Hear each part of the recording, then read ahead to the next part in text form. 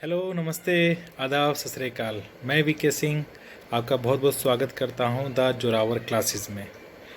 आज मैंने सोचा कि क्यों ना आपको अपनी केवीएस की जर्नी के बारे में बताया जाए, जो कि मेरी बहुत यादगार जर्नी है।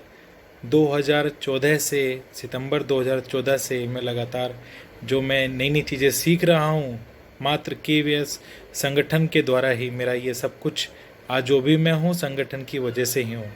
आज मैं आपके सामने जो जितना मतलब मैं आपको कंटेंट पढ़ा भी रहा हूँ, ठीक है, या फिर मैं आपको समझाने की कोशिश कर रहा हूँ, जो मेरे एग्जाम्पल्स हैं वो सब मेरे को संगठन से ही मुझे मिले हैं। हमारी ऐसी कोशिश है कि हम संगठन में एक ऐसी टीम दे बना के, ठीक है, हम उनको सपोर्ट ऐसा करें। ये एक सोशल सर्विस है, एक सामाजिक कार्य है सिर्फ, ठीक है। एक सामाजिक कार्य हमारा ऐसा है कि हमारी मंशा है कि हम संगठन में ऐसी टीम तैयार करके संगठन को दे सकें कि वो भविष्य में संगठन को और अधिक ऊंचाइयों पर ले जा सके। तो इसके साथ हमारे बहुत सारे बच्चे एक्टिव लर्नर भी हमारे साथ हैं। हमारे सेशन के दौरान बहुत सारे बच्चे एक्टिव बनकर अपने ऑप्शंस देते हैं, ABCD अपने बारे में भी बताते हैं कि मैं यहाँ से हूँ। मैं बहुत अच्छा लगता है देख के ना, देश के अलग अलग विभिन्न हिस्सों से आप हमारे साथ जुड़े रहते हैं। तो चलिए मैं थोड़ा सा बता देता हूँ कि थोड़ा विजय सिंह कौन है। साधारण से परिवार का हूँ, ज़्यादा बहुत बड़े फैमिली से नहीं बिलोंग करता हूँ। माता पिता भाई बहन सब के सबसे छोटा हूँ मैं, ठीक है। चलिए बात करता हूँ स्कूलिंग नॉर्मल थी। कक्षा 8वीं तक, ठीक है, अप टू 8 तक मैं प्राइवेट स्कूल में पढ़ा। फिर पारिवारिक स्थिति, फाइनेंशियल स्थिति जो थी, ठीक है, वो थोड़ी सी जब गड़बड़ा गई तो मुझे फिर पढ़ना पड़ा सरकारी स्कूल दिल्ली के। तो कोई बात नहीं, अच्छा रहा मेरा सब कुछ, ठीक है। 11वीं 12वीं तक मैंने ठीक किया। हाँ, 11वीं 12वीं के दौरान जब मैं था तो मैंने क्या किया, मैंने छोटी छोटी जॉबें तलाशना शुरू कर दिया, क्योंकि मेरे अंदर कुछ एक ऐसी चीज़ें थीं कि जो कि मुझे समाज के साथ जुड़ने के लिए प्रेरित करती थी।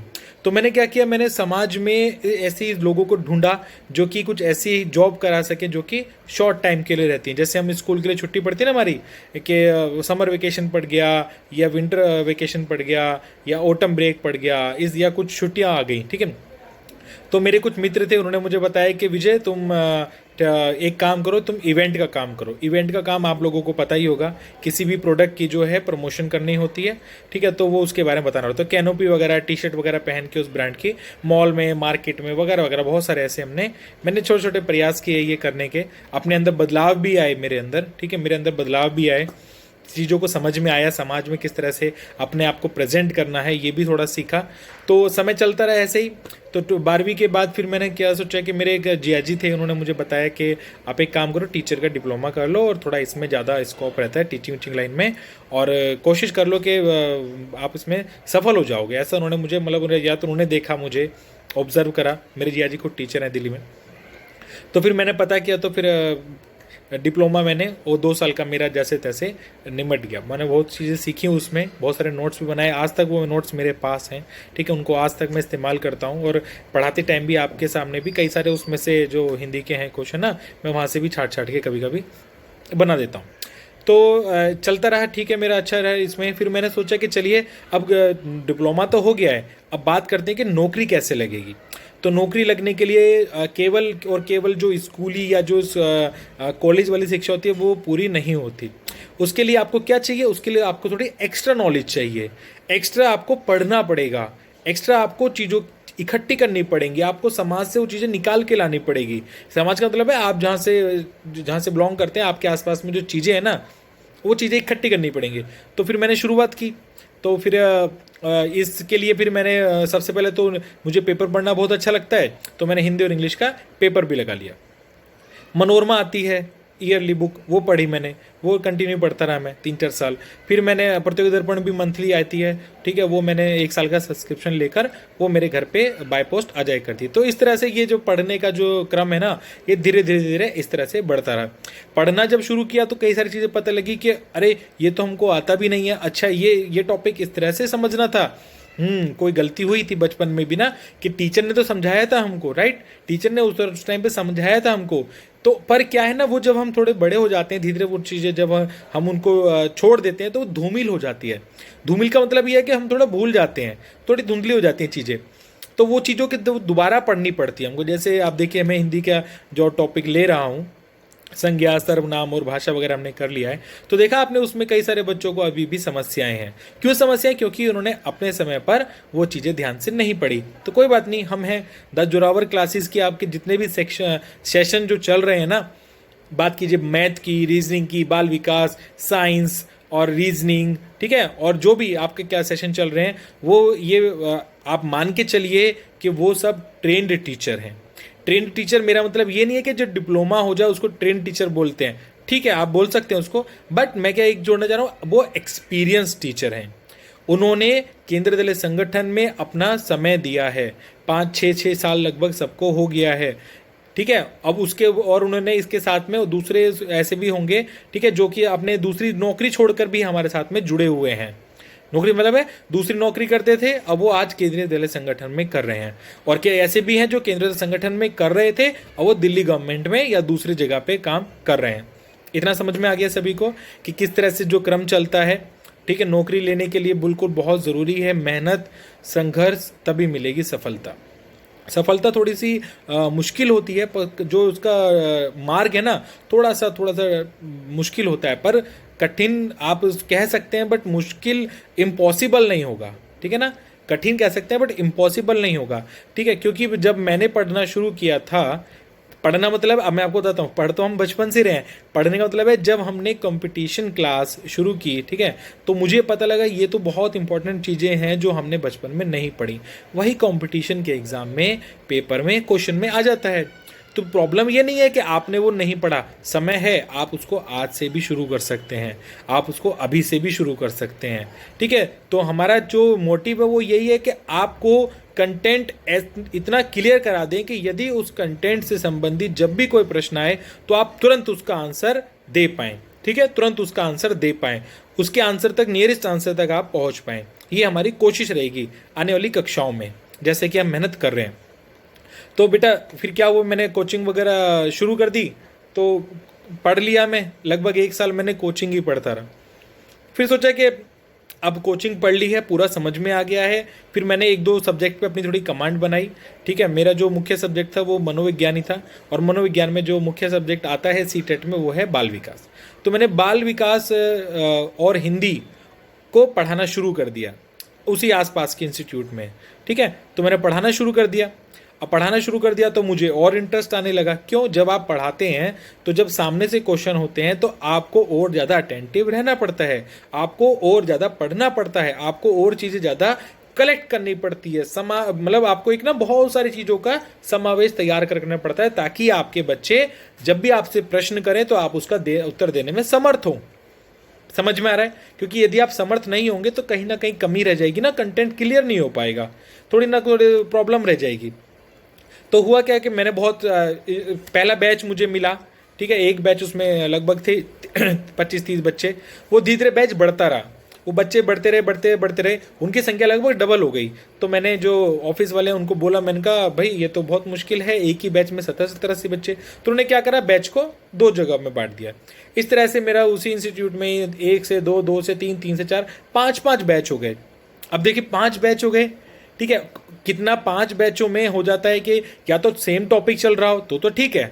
अब समझिए कि 5 बैच हैं तो अलग अलग टॉपिक चल रहा है, तो कितना उसको घर पे जाके पढ़ना पड़ेगा, सब चीज़ें इकट्ठी करनी पड़ेंगी, ताकि अगले दिन क्लास में जाके उसे कहते हैं प्री प्लानिंग। जो हम लेसन प्लान बनाते हैं अपना, वो क्यों बनाते हैं? ताकि हम जब हम पढ़ाएंगे तो वो लेसन प्लान में जितने भी हमारे ऑब्जेक्टिव हैं वो सब उसमें मिल आ जाएँ आपके। क्लियर है? तो इसी तरह से मेरी तैयारी रहती थी, ठीक है। पहले घर पे पढ़ता था, उसके बाद थोड़ा एनालिसिस करके और फ्रेमिंग करके फिर मैं उसको क्लास में जाके उनको और बेहतर तरीके से बताने की कोशिश करता था। चलता रहा ये सब कुछ इसी के साथ। और मेरी भी कोचिंग के बाद जब समय मिलता था तो खाना वाना खा के रात को 9 बजे पढ़ने बैठता था, और फिर टाइम का कुछ पता नहीं चलता था। क्यों? क्योंकि मैंने कमरे में घड़ी नहीं लगाई थी। मुझे मेरा अलार्म कौन था आपको बताता हूँ मैं। मेरा अलार्म कौन था? मेरा अलार्म था मेरी मम्मी आती थी। 1 बज गया, सोया नहीं क्या? 2 बज गए, सोया नहीं क्या? अरे 3 बज गए, सोया नहीं क्या? और कभी कभी तो वो चाय वगैरह या कॉफ़ी बना के लेके ही आ जाती थी, फिर जाती थी थोड़ा सो जा फिर पढ़ लियो, ऐसे करके मुझे बोलती थी, ठीक है।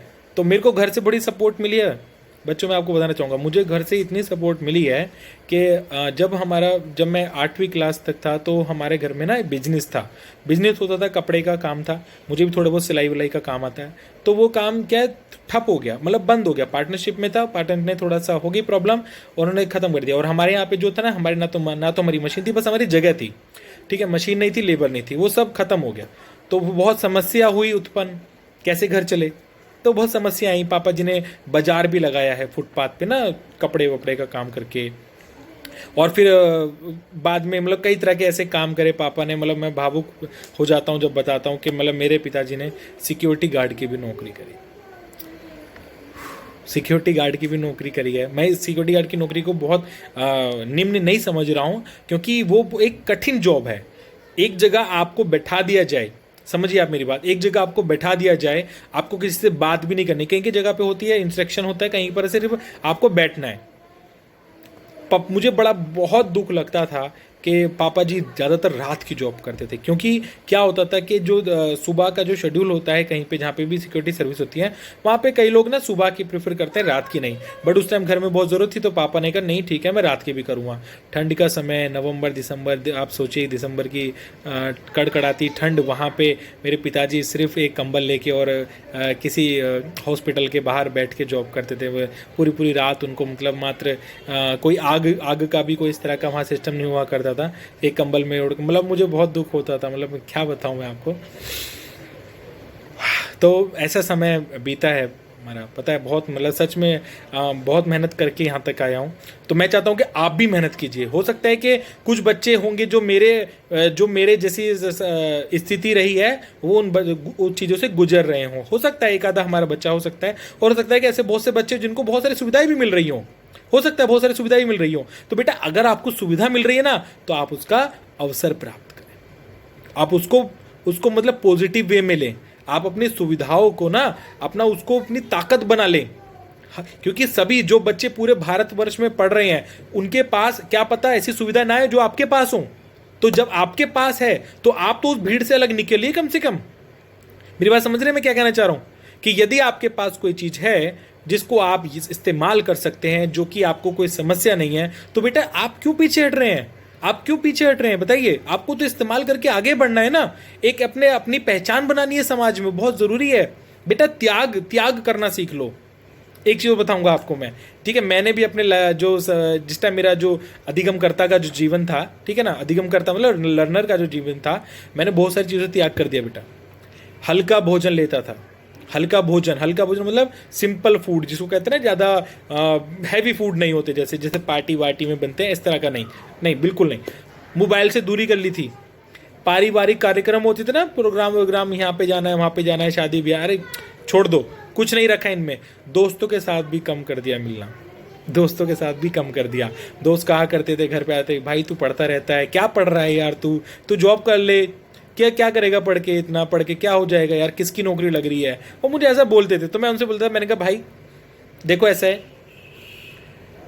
मेरे परिवार मुझे सपोर्ट कर रहा है, ठीक है, मुझे प्रॉब्लम नहीं है, ठीक है, हमारा जो खर्चा है, जो घर का खर्चा है, वो मेरे पिताजी अभी वहन कर रहे हैं, वो उठा रहे हैं। वो कह रहे हैं कि हम कम खा लेंगे, बट मैं तुझे कुछ ना कुछ कहीं ना कहीं लगना चाहता हूँ, तू चाहे लगे, ऐसे जगह लगे जहाँ पे हमारी सम्मान हो, परिवार का सम्मान हो, हमारे समाज में सम्मान हो।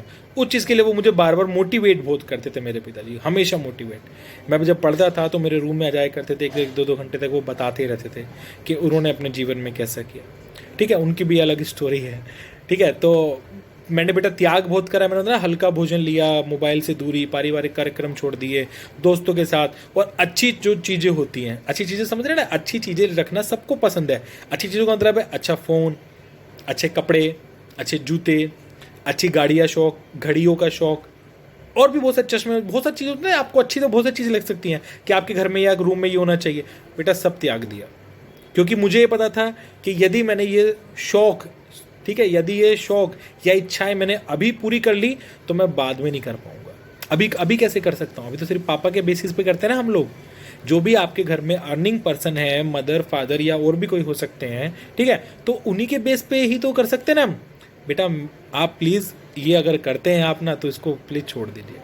आप अपनी अपनी इच्छा ये खुद खुद आपको पूरी करनी है, अपने सपने खुद पूरे करने हैं। आप अपना सपना बनाइए ना कि आपको केवीएस में जाना है, कौन रोकेगा आपको अच्छी चीज़ें रखने के लिए, अच्छी चीज़ें खरीदने के लिए? कोई नहीं रोकेगा, कोई भी माँ बाप। अब जैसे मैं कई चीज़ें खरीदता रहता हूँ, लाता रहता हूँ, यूज़ करता रहता हूँ, कोई मना नहीं करता। आपको पढ़ाने के लिए कई सारी चीज़ें हमने खरीदी हैं, ठीक है ना, कई सारे इंटरेक्टिव चीज़ें खरीदी हैं। क्यों खरीदी हैं? क्योंकि वो हमें बहुत ज़रूरी है क्लास लेने के लिए। तो अब मेरा परिवार मुझे मना नहीं करता है, ठीक है, अगर आपको ज़रूरत है तो लो, अच्छी बात है। मैं आज भी कई चीज़ें अपने परिवार से पूछ के लेता हूँ, मम्मी से, पापा से, ठीक है। तो अच्छा लगता है, उनको भी अच्छा लगता है, मुझे भी अच्छा लगता है कि चलो ठीक है, कोई ना कोई। तो बेटा आप योजना जरूर बनाइए पढ़ने की, ठीक है। पढ़ने की अगर योजना आप नहीं बनाएंगे तो आप सफल नहीं हो पाएंगे। सफल मेरा पढ़ना ये है कि आप एक पूरा टाइम टेबल बनाइए, कब उठना है, कब आपको अपने बारे में थोड़ा सा एक्सरसाइज वगैरह कर सकते हैं, योगा कर सकते हैं आधा पौन घंटा की, तो वो भी बहुत ज़रूरी है। थोड़ा दिमाग को भी शांति मिलेगी, थोड़ा दिमाग रेस्ट में रहेगा, नई ऊर्जा स्फूर्ति अंदर से निकल कर आएगी, ठीक है। बाहर के जो दूसरे विचार हैं उनको आप भूल कर अपने थोड़ा शरीर को भी टाइम दीजिए। हेल्थ बहुत ज़रूरी है। अनुशासन बनाइए अपने जीवन में, आप अनुशासन बनाइए, पाठ्यक्रम को फॉलो कीजिए कि जो आपका सिलेबस है वो किस तरह से है, कितना पढ़ना है। मैं हमेशा एक बात बोलता हूँ ना कि दो चीज़ें याद रखना, क्या पढ़ना है, क्या नहीं पढ़ना है। तो क्या पढ़ना है, क्या नहीं पढ़ना है, क्या नहीं पढ़ना है, इसको आप याद रखना। बहुत सारी चीज़ें होंगी आपके पास, पर आपको क्या नहीं पढ़ना है वो आपको हटा देना है। हाँ ठीक है, वो आपको हटा देना है, इतना सारा नहीं पढ़ना है, ठीक है ना। हर एक परीक्षा का अलग अलग लेवल होता है, अलग अलग सिलेबस होता है, उसमें क्या नहीं पढ़ना है वो आप उसमें जान पाएंगे, वरना हम भी समय समय पर आपको बताते रहेंगे, ठीक है ना। इतना हो सब हो गया। प्रैक्टिस सेट वगैरह आप करते रहिए, बहुत सारी बुक आती है मार्केट में, आप उसको, क्योंकि देखिए कोई एक बुक आपको सफलता के शिखर पर नहीं पहुंचाएगी, समझ रहे मेरी बात। कोई भी एक बुक आपको सफलता के मार्ग पे नहीं पहुंचाएगी, आपको बहुत सारी किताबों का सार इकट्ठा करना पड़ेगा। उसके लिए आप टेंशन मत लो, उसके लिए हम हैं। आप ये मत सोचो कौन सी किताब लेनी है, अरे आपके लिए, उसके लिए हमारे पास बहुत सारा मटेरियल है, बहुत सारी बुक हैं, बहुत सारा रिटर्न मटेरियल है, सॉफ्ट मटेरियल है, ठीक है ना, सॉफ्ट कॉपी में, ठीक है। आप उसके बारे में बिल्कुल फिक्र मत करिए, आपको क्या बुक लेनी है कुछ मत लाओ। ऐसी कोई बुक एक नहीं है, अगर मैं एक नाम बता दूंगा थोड़ी ना उससे कोई नौकरी लग जाएगी किसी की, नहीं होता बेटा ऐसा, ठीक है ना। तो मैं आपको झूठी तसल्ली नहीं दूंगा, पर ये कहूँगा कि आप द जोरावर क्लासेस जुड़े रहिए। आपको जो भी आपका जो टॉपिक है, सब्जेक्ट है, जो भी आपकी परीक्षा में पूछे जाने वाले जितने भी टॉपिक हैं, आप उनमें बेहतर करेंगे और केवीएस में इंटरव्यू तक जरूर पहुंचेंगे। और इंटरव्यू के लिए बारे में आपको बिल्कुल नहीं सोचना है, ठीक है ना। इंटरव्यू के बारे में हमने कुछ प्लानिंग करी है, वो धीरे धीरे हम डिस्कस करेंगे कि आपको इंटरव्यू तक हम कैसे मेहनत करके आगे तक हमको बस फाइनल क्या है, हमको केवीएस को टीम देनी है ना, एक अच्छी टीम देनी है। तो अच्छी टीम देने के लिए तो बहुत सारे आयामों पे काम करना पड़ रहा है बेटा। बहुत हमारी बड़ी टीम है, बहुत एक्सपीरियंस टीचर हैं, अलग अलग फील्ड के हैं, ठीक है ना। तो अलग अलग फील्ड का मतलब है सब्जेक्ट स्पेसिफिक होते हैं, ठीक है ना, उसकी बात कर रहा हूँ मैं आपसे। तो बेटा वो बहुत ज़रूरी है। एक बार केवीएस में लग जाएंगे ना आप, तो आपको आपके सपने अपने सब पूरे हो जाएंगे धीरे धीरे, ठीक है। जैसे मेरे सपने पूरे हुए, बहुत सारे सपने थे जो नहीं मैं सपने में सोचा करता था कि जब मैं ऐसा करूँगा, ठीक है। फ्लाइट में उड़ने का मन था, आपका भी होगा, ठीक है। एक फ्लाइट में खुद भी उड़ने का मन था, या आपके परिवार को भी कि हाँ मेरे मम्मी पापा भी जा सके। तो ये सब मतलब मैंने धीरे धीरे अचीव कर लिए हैं। 2014 में जब चेन्नई में मैं गया था, तो सच में मैंने वहाँ पे, सच में सही बताऊं आपको, मतलब लिटरली मेरे को क्लास 1 मिली थी चेन्नई में। जब पहली बार मैं स्कूल में ज्वाइन किया था ना, तो मेरे को क्लास 1 मिली। क्लास 1 में सब्जेक्ट क्या मिला? हिंदी, ठीक है। हिंदी प्रॉब्लम नहीं है, मैं किसी भी सब्जेक्ट में कंफर्टेबल हूँ, तो फिर हिंदी मिली। अब आप समझिए कितना मुश्किल हो जाता है कि जब आपको हिंदी पढ़ानी हो, वो भी नॉन हिंदी बेल्ट वाले बच्चों को, उनको हिंदी में इंग्लिश में पढ़ाया करता था। सपोज मैंने मान लीजिए पंखा, तो पंखा क्या है? फैन, ठीक है। बस्ता क्या है? बैग। जूते क्या है? शूज। तो देखिए उनकी जो, क्योंकि उनको मैं कैसे रिलेट करता, क्योंकि मुझे वहाँ की लोकल लैंग्वेज तो नहीं आती थी। समझ रहे हैं मेरी बात को ध्यान से समझिए कि आप जब इंग्लिश के टर्मोलॉजी में बात करें तो आपको उसे लोकल भाषा में आना चाहिए, समझ रहे हैं आप बात, ठीक है। ऐसे ही वहाँ पे उल्टा हो गया, क्योंकि मुझे पढ़ानी थी हिंदी, तो मुझे लोकल लैंग्वेज, यानी कि वहाँ जो वो समझते थे बच्चे, अधिकतर क्लास 1 की बात कर रहा हूँ मैं, क्लास 1 के बच्चे वो बहुत कंफर्टेबल थे इंग्लिश में, उनको इतनी ज़्यादा समस्या नहीं होती थी। वो तो सर मतलब ही इज़ बीटिंग सर, मतलब बहुत सारे ऐसे छोटे छोटे शब्द हैं जो कि मतलब मुझे बड़ा अच्छा लगता था कि हिंदी पढ़ा रहा हूँ और इंग्लिश मोड में पढ़ा रहा हूँ। तो मेरी जब इंस्पेक्शन होती थी या फिर मेरे जो एचएम मैडम थी, बहुत ही पूजनीय एचएम मैडम मल्लिका शेषाद्री मैम, सॉरी श्रीमती मल्लिका शेषाद्री मैम, उन्होंने मुझे बहुत कुछ सिखाया। छोटे बच्चों की तरह हम वहाँ पे 10-15 लोग थे, सबके साथ बच्चों के तरह ही बिहेव करती थी कि ठीक है आप तो बहुत बच्चे, बहुत कुछ सीखना है, और बहुत कुछ सिखाया भी उन्होंने।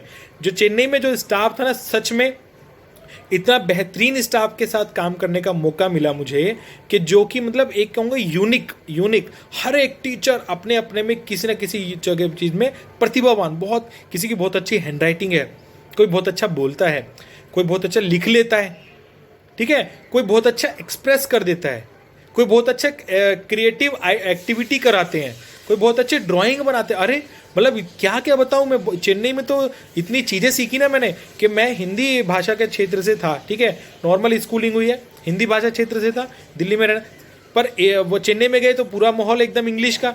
वहाँ तो सब्जी भी लेने जाते थे तो भी इंग्लिश वाला ही बात, रिक्शे वाला, ऑटो रिक्शे वाला, नाई दुकान वाला, जो ग्रोसरी की शॉप होती थी, ठीक है, राशन वाशन की, वहाँ पे सब इंग्लिश में, मतलब बहुत मुश्किल से सीखी, आई वो बिहेव में आई। अब ठीक है, अभी now I am comfortable to speak in English to anyone, ठीक है, अब मुझे कोई ऐसी दिक्कत नहीं होती है, मैं सबसे बात करने की मैं कोशिश करता हूँ कि अपनी बात जो है उसको समझा सकूँ और उसकी बात को मैं समझ सकूँ, ठीक है। तो चेन्नई में मतलब बहुत मेरा अच्छा एक्सपीरियंस रहा, और चेन्नई के साथ साथ में जब तक मैं चेन्नई में था तो मैंने इतनी सारी चीज़ जगह घूम ली, जैसे कि मैं अगर बताऊं तो ऊटी में मेरी ट्रेनिंग हुई थी 1 हफ्ते की, बहुत यादगार पल, मतलब मेरी लाइफ का ऐसा टाइम था वो ऊटी, जो कि हम फिल्मों में देखा करते थे या गानों में देखा करते थे, वो मैंने वहाँ गया। कौन लेकर गया मुझे? कौन? अपने आप कोई पैसा खर्च करके तो बहुत मुश्किल से कम लोग जाते हैं ना। ऊटी गए हम, ठीक है, तमिलनाडु में है ऊटी, बहुत लोगों को कन्फ्यूजन होता है तो ये है कहाँ, तमिलनाडु में, एकदम पहाड़ों पे, नीलगिरी पर्वत पे, नीलगिरी पर्वत है, हाइट पे है एकदम, ठीक है, टॉय ट्रेन से जाते हैं। मेरी वीडियो है, ठीक है, देखेंगे आप सभी ना, तो कभी आप मेरी वीडियो देखना, मेरा चैनल है, ठीक है, उसमें मैंने केवीएस की कुछ एक्टिविटीज़ हैं जो कि मैंने वहाँ पे डाल रखी हैं, किस तरह से केवीएस में एक्टिविटीज़ होती हैं, बच्चों का पार्टिसिपेशन कैसा होता है, और मेरी एक्टिविटीज़ क्या क्या है, वो मैंने अपने चैनल पे डाल रखी है। मेरे चैनल का नाम है TR, टीचर का short form, TR Vijay Kumar KVS, ठीक है, उस पर जाएंगे तो आपको मेरी वो यूट्यूब चैनल मिल जाएगा, और बहुत सारी उसमें वीडियोज़ भी मिल जाएंगी आपको, ठीक है। जो हमारे साथ बच्चे जुड़ रहे हैं उनसे बता देता हूँ कि आप, एक व्हाट्सएप नंबर है हमारा, ठीक है, व्हाट्सएप नंबर है हमारा, वो व्हाट्सएप ग्रुप हम आपको जोड़ लेंगे। आप अपना नाम और पद, किस पद की तैयारी कर रहे हैं बच्चों, वो हमको ज़रूर बताइए। वो नंबर है 8638008832। दोबारा बता रहा हूँ, 8638008832, ये हमारा व्हाट्सएप नंबर है, अंकित सर का नंबर है, वो आपको व्हाट्सएप ग्रुप और टेलीग्राम पे जोड़ देंगे, ठीक है। और बड़े आगे चेन्नई में मैंने मतलब बताया ना, जैसे ऊटी घूमा, कोयम्बटूर, ठीक है, और बालाजी टेम्पल घूमा। बालाजी टेम्पल जो आपने सुना होगा, बालाजी टेम्पल बहुत लंबी लंबी भीड़ लगती है, ठीक है, वो उसका एक अलग एक्सपीरियंस है, हमने कैसे वो मात्र 40 मिनट के अंदर हमने गए और आ गए, ठीक है, और बताएंगे कभी। महाबलीपुरम आपने देखा होगा, मोदी जी ने जो चीन के राष्ट्रपति उनको वहाँ पे घुमाया था, महाबलीपुरम लेकर गए थे वो, ठीक है, देख लेना आप, वीडियोस मिल जाएंगे आपको मोदी जी की। तो ये सब मेरे चेन्नई के एक्सपीरियंस थे। मैंने भाषा सीखी वहाँ पे, मैंने बच्चों से भाषा सीखी, बच्चों से, मतलब कि बच्चे क्या क्या बोलते हैं, किस चीज़ को क्या बोलते हैं ना, उनकी लैंग्वेज क्या होती है, वो सब सीखी मैंने। अक्का, अन्ना, अक्का मतलब दीदी, अन्ना मतलब भाई, ठीक है, तो ये सब चीज़ें वहाँ से भी सीखी। बच्चों से मैंने गिनती भी सीखी, कैन यू इमेजिन, बच्चों ने मुझे ऊन, रंड, मून, नाल, अंजियाल, यर, पत मतलब 10 रुपीज़। यहाँ पे हमारे जो चैनल के साथ साउथ इंडिया से बिलोंग करते हैं वो समझ गए होंगे कि सर ने 1 से लेकर 10 तक सही बोली है। आप कमेंट करके मुझे बताना, ठीक है। ये मैंने कब सीखी? ये मैंने चेन्नई में सीखी, ठीक है। पत रुपा, जब मार्केट में सब्जी लेने जाते थे तो आवाज़ कानों में जाती थी, पत रुपा। फिर मैंने पता कि ये है क्या, बोलेगा पत रुपा कुछ चीज़ है, पत रुपा समझ नहीं आ रहा ना, पत रुपा। फिर मैंने पूछा पत रुपा क्या है, तो उन्होंने बोला 10 रुपये को पत रुपा बोलते हैं, 10 रुपीज़ इक्वल टू पत रुपा। ऐसे नूर 100 रुपीज़, बहुत सारे ऐसे शब्द हैं, ठीक है। पाल दूध को बोलते हैं, मतलब ऐसे ना शब्द है, मतलब जो कि मतलब सच में मतलब मेरी जो भाषा है, जो मेरी लैंग्वेज है, वो और थोड़ी मतलब थोड़ी समृद्ध हो गई, एनरिच हो गई, समझ रहे हैं आप। जो मेरी लैंग्वेज है वो थोड़ी थोड़ी और विकसित हो गई, नए नए शब्द जुड़ते हैं ना, तो आपकी भाषा स्वयं से ही बढ़ जाती है, इसमें कोई नई चीज़ नहीं है। 2 साल की जॉब हो गई, कहाँ पे? चेन्नई में। 22 महीने बाद ट्रांसफ़र फॉर्म्स आए, हमने फॉर्म भरा वहाँ पे। फॉर्म भरा तो ट्रांसफ़र मिल गया गुवाहाटी में। मेरा खुद का चयनित प्लेस था। जिन्होंने चयनित प्लेस नहीं मांगा था उनको भारत के अलग अलग हिस्सों में उठा के डाल दिया, क्योंकि केवीएस क्या करता है, 2 या 3 साल बाद सर्विस के यदि आप नॉर्मल स्टेशन पे हैं तो आपको वो अंडर 40 एक कैटेगरी होती है। अंडर 40 मतलब जो व्यक्ति 40 साल से नीचे हैं। ये ज़्यादातर ये जो नियम है ये मेल पे लागू होता है, मतलब पुरुषों पे लागू होता है। तो अंडर 40 में जो नियम है वो ये है कि आपको 3 साल का टेन्यूर जो है वो भारत के हार्ड स्टेशन या नॉर्थ ईस्ट रीजन, जो भी हमारे नॉर्थ ईस्ट स्टेट है वहां पर जाके आपको कंप्लीट करके अपने होम टाउन में आप आ सकते हैं। समझ गए आप? 3 साल का टेन्यूर वहां था मेरा। गुवाहाटी में पहुंचा जून 2016 में। वहाँ पे मैंने ज्वाइन किया श्री धीरेन्द्र कुमार झा सर के प्रिंसिपल के अंडर में। बहुत ही एनर्जेटिक प्रिंसिपल, बहुत ही पर्टिकुलर, नियमबद्ध, और उन्हें बहुत सारी चीज़ें मुझे सिखाई। मुझे नहीं, मतलब सभी को सिखाई। उनका एटीट्यूड ऐसा था कि वो सभी को सिखाते थे। उनका मतलब मुझे क्या बताऊँ, अब तो वो अपने होम टाउन में है बिलासपुर में, ठीक है। तो वो उन्होंने बहुत सारी चीज़ें सिखाई। जीवन का गुण के साथ साथ नौकरी के गुण भी बहुत सारे सिखाए कि आप किस तरह से लंबे समय तक केवीएस में रह सकते हैं। उनके साथ काम किया, बहुत अच्छा लगा।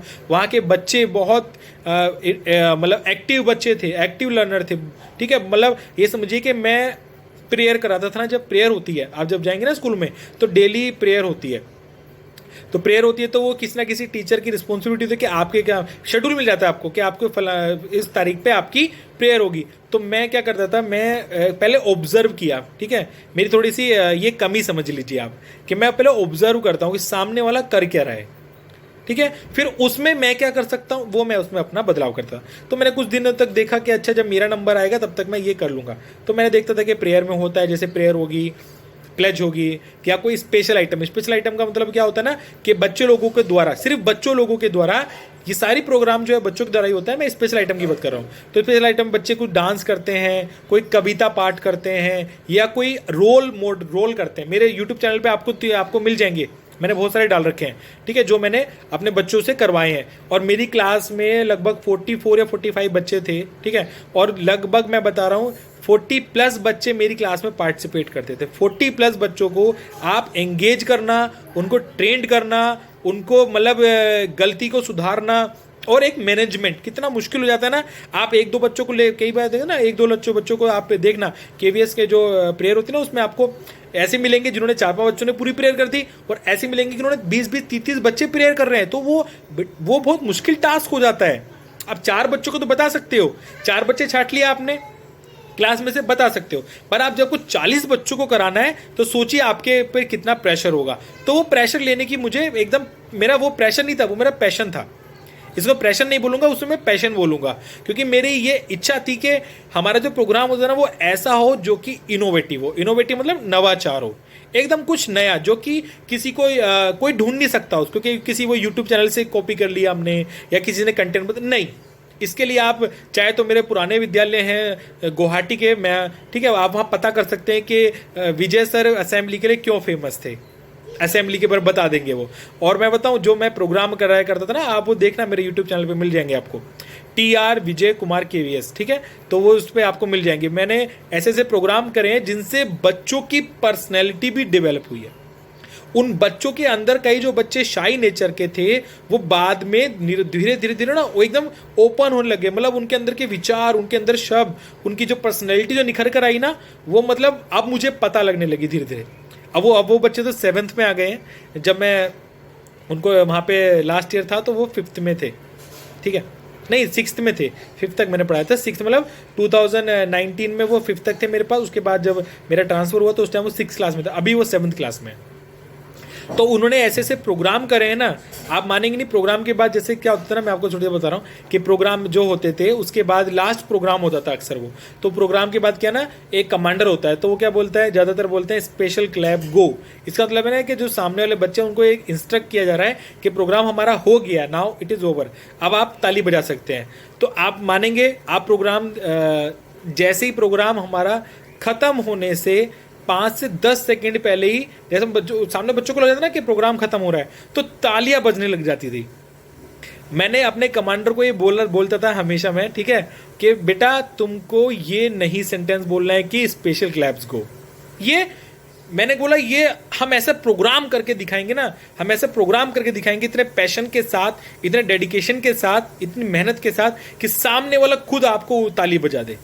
ये मेरा हमेशा से बच्चों से ना रहता है। तो इसीलिए मैं वही चीज़ आपके अंदर भी डेवलप कर दूंगा, डोंट वरी, ठीक है ना। आपको ऐसी टीम मिली है ना बेटा, आपको हम मोटिवेट करके और कंटेंट इतना दे दे के आपको इतना बना देंगे कि आप किसी भी परीक्षा में जो भी आपके एजुकेशन से रिलेटेड है, ठीक है ना, टीजीटी का, पीआरटी का या दूसरे जो अन्य होते हैं, आप उसमें बहुत बेहतर कर पाएंगे। कैसे बेहतर कर पाएंगे वो उसके लिए आप टेंशन मत लो, उसके लिए हम हैं, ठीक है, कोई टेंशन नहीं है। बिल्कुल आप हमारे जो चैनल को फॉलो करते रहिए, निरंतर रूप से वीडियो देखते रहिए, नोट्स बनाना सब चालू कर दीजिए अगर आपने नोट्स नहीं बनाए हैं। हो सकता है ना आपने नोट्स नहीं बनाए हो, क्योंकि जब आप एकदम पेपर आएगा तो थोड़ी ना आपके पिछले 100 वीडियो एक देखोगे और उसके बाद नोट्स बनाओगे, बहुत टाइम वेस्ट होगा ना।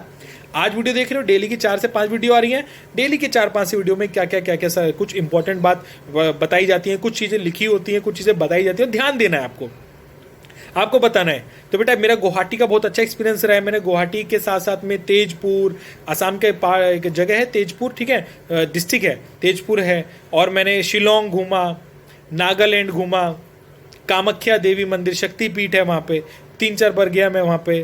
तो ये ऐसी चीज़ें जो कि आपको केवीएस में ही मिलती है। आपको किसी स्टेट गवर्नमेंट में जॉब कर रहे होते ना तो सालों लग जाते हैं, फ्लाइट में नहीं उड़ पाते।